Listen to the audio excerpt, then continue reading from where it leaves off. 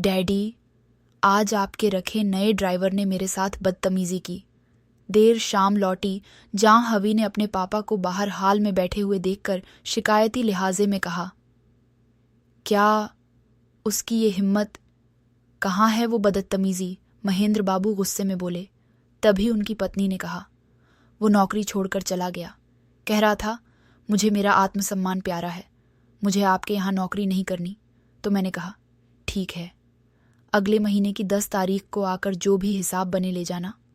हिसाब तो मैं पूरा करता हूँ मेरी बिटिया के साथ बदतमीजी की, और मैं उसे ऐसे ही छोड़ दूँ।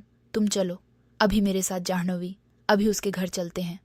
वहाँ उसके परिवार के सामने उसकी वो हालत करूँगा कि तमीज़ सीख जाएगा।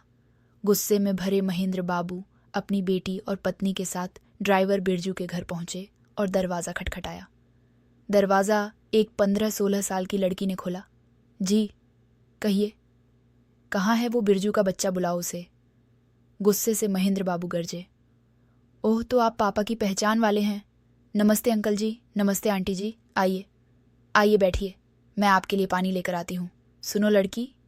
महेंद्र बाबू बस इतना ही कह पाए थे, मगर वो लड़की अपनी माँ को आवाज़ लगाते हुए अंदर से पानी लेने चली गई।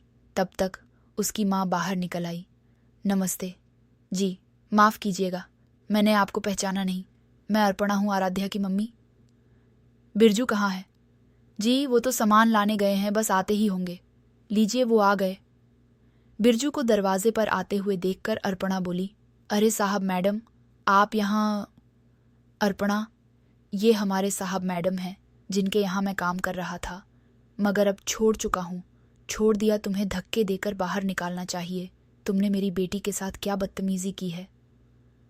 बदतमीजी? माफ़ कीजिए साहब, मैं तो अनजान लोगों से भी तमीज़ से पेश आता हूँ, तो आपकी बेटी के साथ, जबकि ये मेरी आराध्या की हम उम्र है। जाह्नवी, तुम बताओ क्या बदतमीजी की। इसने तुम्हारे साथ, पापा सुबह स्कूल जाते हुए इसने अचानक बड़ी तेज़ी से ब्रेक मारी तो मैंने इससे कहा, देख कर नहीं चला सकते, कितनी ज़ोर से ब्रेक मारी है। ये तो शुक्र है मैंने सीट पकड़ ली, वरना मैं मुंह के बल गिर पड़ती। तो जवाब में ये बोला, बेटी, वो अचानक एक छोटी सी बच्ची रोड क्रॉस करने लगी। मैं ब्रेक नहीं मारता तो। बहाने मत बनाओ और ध्यान से गाड़ी चलाओ। फिर से अगर ब्रेक मारी तो मुझसे बुरा नहीं होगा। पापा भी ना जाने कैसे कैसे बदतमीज़ लोगों को ड्राइवर रख लेते हैं। बेटी, अगर मैं ब्रेक नहीं मारता तो वो बच्ची गाड़ी के नीचे आ जाती, ये गाड़ी थाने में, और मैं जेल में होता। तो लगता है तुमने आज से पहले कभी बढ़िया आलीशान गाड़ी नहीं चलाई। हमारी लग्जरी गाड़ियों को देखकर इन छोटे लोगों को खुद ही दूर हो जाना चाहिए, ना कि तुम्हारी तरह डर कर गाड़ियों में ब्रेक मारनी चाहिए। और ये क्या बेटी बेटी लगा रखा है? क्या मैं तुम्हारी बेटी हूँ? तो फिर क्या कहूँ आपको? मैडम को दीदी कहते हैं तो मैं आपको दीदी कहूँ? पागल वागल हो गया, मैं तुमसे बड़ी लगती हूँ। अपनी उम्र देखी है बूढ़े। मुझे बेटी दीदी नहीं, नहीं, सीधे सीधे जाह्नवी कहो, समझे? बस यही हुआ था डैड। साहब, मैं ही एक बेटी का पिता हूँ।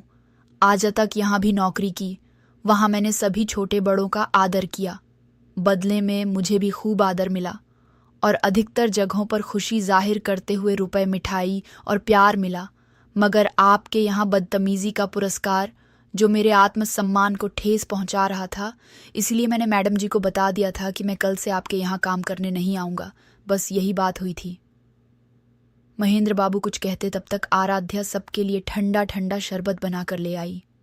लीजिए अंकल जी, लीजिए आंटी जी, लो बहन, पापा, मम्मी, अंकल जी, गर्मी बहुत है, ये शरबत पीजिए, हमारे यहाँ का ख़ास है। सभी मेहमान कहते हैं मन को ठंडक मिलती है, पीजिए ना प्यार से।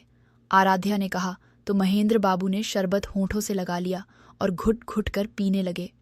शरबत पीने के बाद महेंद्र बाबू बिरजू की ओर देखकर बोले, बिरजू आया तो था तुम्हें सबक सिखाने, मगर आज खुद यहाँ से एक सबक सीख कर जा रहा हूँ कि अपने बच्चों को पैसा, गाड़ी, मोबाइल, लैपटॉप, महंगी आइटम दो ना दो, मगर तमीज़ और संस्कार ज़रूर दो, वरना बच्चे तमीज़ भूलकर बदतमीज़ बन जाते हैं। तुम एक छोटे से घर में रहते हो। शायद वो तमाम ज़रूरतों को तुम पूरा नहीं कर सकते जो मैं मिनटों में चुटकी बजाकर पूरी कर सकता हूँ। मगर मेरे भाई, जो अनमोल धरोहर, अच्छी परवरिश, अच्छे संस्कार तुमने अपनी बेटी को दिए हैं, वो मैं अमीर होते हुए भी नहीं दे पाया।